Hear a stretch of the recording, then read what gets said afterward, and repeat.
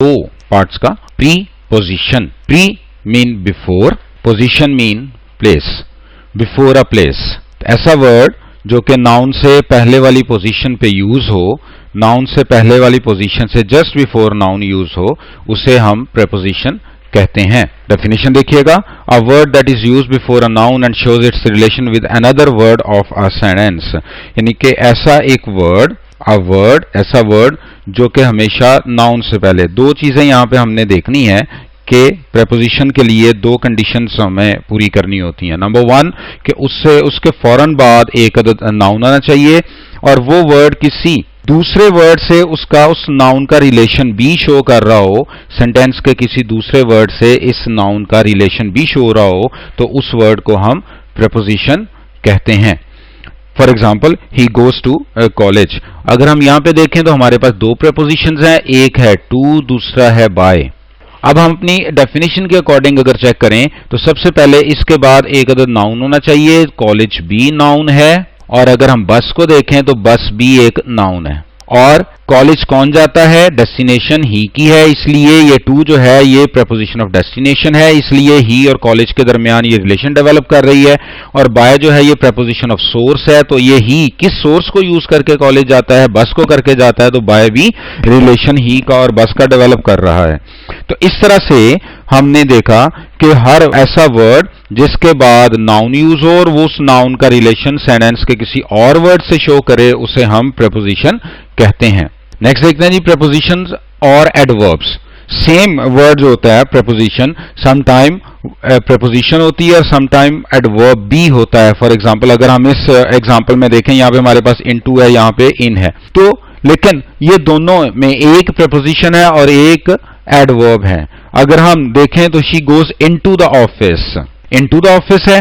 अब ऐसा वर्ड जिसके बाद नाउन यूज हो वो प्रेपोजिशन होता है, तो चूंकि यहां पे ऑफिस का नाउन है इसलिए ये प्रेपोजिशन हो गई, और जिसके बाद नाउन नहीं लगता वो एडवर्ब होता है, वो प्रेपोजिशन नहीं होता बल्कि उसको एडवर्ब पार्टिकल कहते हैं। तो यहां पे आप देखिए कि इनटू जो है वो प्रेपोजिशन है जबकि इन जो है वो एडवर्ब। तो इसकी जो आइडेंटिफिकेशन यही है कि हमने ये देखना है कि वेदर इसके बाद नाउन यूज हो रहा है या नहीं हो रहा। अगर नाउन नहीं यूज हो रहा तो वो एडवर्ब होगा, और अगर नाउन यूज हो रहा है तो वो प्रेपोजिशन होगी। नेक्स्ट हम चलते हैं जी रूल्स ऑफ प्रेपोजिशन पे। प्रेपोजिशन का एक सिंपल रूल है कि प्रेपोजिशन जब भी यूज होगी, प्रेपोजिशन जब भी यूज होगी उसके बाद हमेशा नाउन यूज होगा। अब नाउन में क्या क्या हो सकता है, नाउन में नाउन की कोई भी टाइप हो सकती है। जैसे देखें यहां पे under the cat, under the car, ये प्रेपोजिशन है तो ये आपके पास नाउन आ गया। नंबर टू पे इसके बाद प्रोनाउन यूज हो सकता है। प्रोनाउन में जैसे यहां पे देखें बिसाइड, ये है, ये प्रेपोजिशन हो गई और ये आपका नाउन हो गया। जैसे यहां पे देखें इन है, ये प्रेपोजिशन हो गई, ये आपके पास नाउन यूज हो गया। तो इस तरह से प्रेपोजिशन के फौरन बाद नाउन या नाउन इक्वल जो है वो यूज होने चाहिए। प्रेपोजिशन के बाद जेरेंड भी यूज हो सकता है। जैसे फॉर एग्जाम्पल अगर आप देखें विदाउट प्रेपोजिशन है तो आप उसके बाद जेरेंड यूज कर सकते हैं। Gerund is also a form of noun. Next हम देखते हैं जी प्रेपोजिशन के बाद नाउन फ्रेज भी यूज हो सकता है।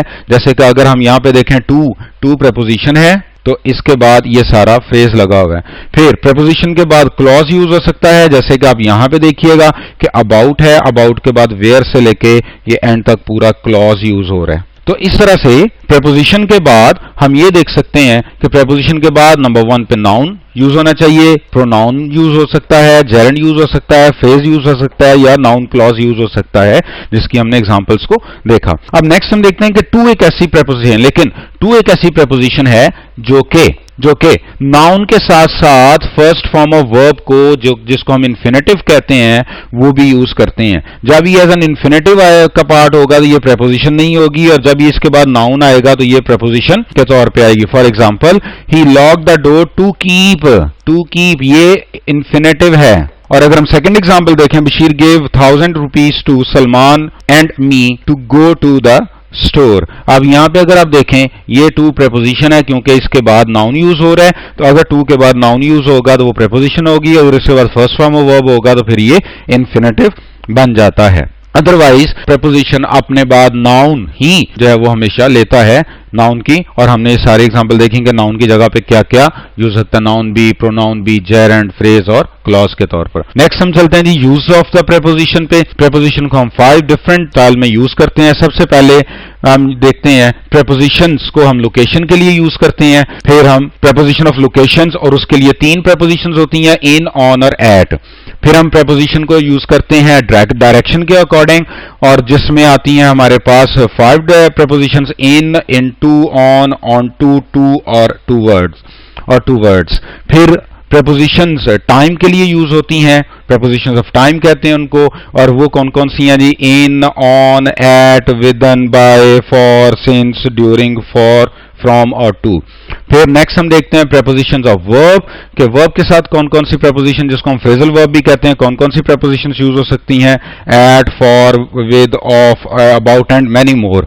और लास्ट पे जो हम प्रेपोजिशन का यूज पढ़ेंगे वो होगी प्रेपोजिशन ऑफ स्पेशल रिलेशनशिप, के स्पेस के अकॉर्डिंगली, पोजिशन के अकॉर्डिंग हम प्रेपोजिशन को कौन कौन सी प्रेपोजिशन किस तरह से यूज करते हैं, वो यहाँ पे around, along, with and against, out of, across, through, above, under, beneath, beside, behind, between, among, of, ahead of, before, in front of, nearby. So these are the usage of the preposition of location जिसमें in, on और at आएगा, prepositions of direction, in, into, on to, toward और towards, preposition of time, in, on, at, within, by, for, since, during, from and to, prepositions of verb, at, for, with or and about, और preposition of special relationship, around, along, within, against, out of, across, through, above, under, beneath, beside, behind, between, among, of, ahead of, before, in front of, near by। Next हम चलते हैं जी, हम अब 1 by 1 इन तमाम जो use है इनको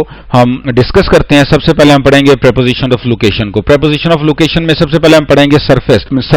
preposition of location में सबसे पहले सरफेस के लिए हमेशा प्रेपोजिशन हमारे पास होगी ऑन, और ऑन जो होगी ये सरफेस के लिए यूज होता है कि ये हमें बताती है कि कोई चीज, let's suppose this is a road, ये रोड है और कोई एक पर्सन इस रोड के, कोई एक पर्सन यहाँ पे रोड के ऊपर है, इस तरह से कि इसको कोई भी कवरिंग नहीं है किसी साइड से, तो ही स्टैंडिंग ऑन द रोड। तो ये ऑन जो होता है ये हमें बताता है, tales us that the following noun is located on a surface जो किसको एक साइड से टच कर रही हो, जैसे ऑन द टेबल है, ऑन द फ्लोर है, ऑन द चेयर है, ऑन द रोड है, तो इस तरह से सरफेस है।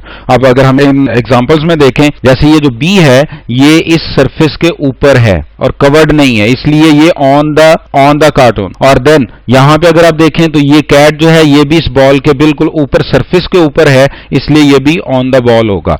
नेक्स्ट, तो इस तरह से जब भी कोई चीज सरफेस के ऊपर होगी तो उसके लिए हम ऑन यूज करेंगे।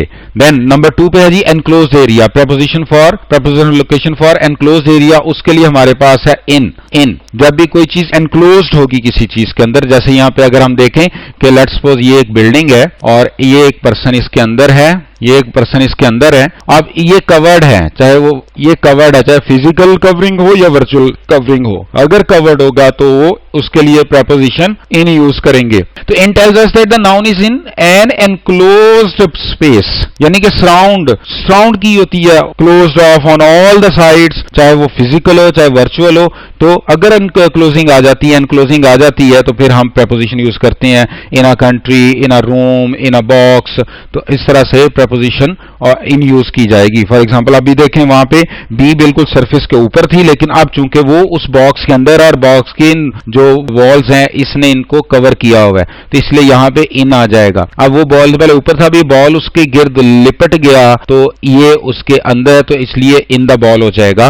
तो इस तरह से preposition of in enclosed area के लिए यूज की जाती है। थर्ड जो होता है preposition of location for point के लिए, जो बड़ी लोकेशन में से एक स्पेसिफिक लोकेशन को फाइंड आउट करना हो तो हम उसके लिए एट यूज करते हैं एक पॉइंट के लिए। फॉर एग्जाम्पल जैसे आप देखें, tales us that the following noun is located at a specific point और लोकेशन, यानी कि एक बड़े पॉइंट में से, एक बड़े एरिया में से, लेट्स सपोज अगर ये कोई रूम है, रूम का ये डोर है तो ये एक बड़े एरिया में से एक स्पेसिफिक पॉइंट डोर को नहीं होगा एट द डोर। अगर हम एट द रेलवे स्टेशन कहते हैं तो पूरे लाहौर के एरियाज को एक साइड पे रख के हम सिर्फ रेलवे स्टेशन वाले पॉइंट पे फोकस करेंगे, इसलिए at, she is waiting at the entrance, हर बिल्डिंग की जो एक स्पेसिफिक पॉइंट एंट्रेंस गेट होगा उसके लिए ये यूज किया जा रहा है। जैसे फॉर एग्जांपल देखें एट द डोर, बाकी सारे एरिया को छोड़ दिया, सिर्फ एक स्पेसिफिक पॉइंट पे हमने फोकस किया।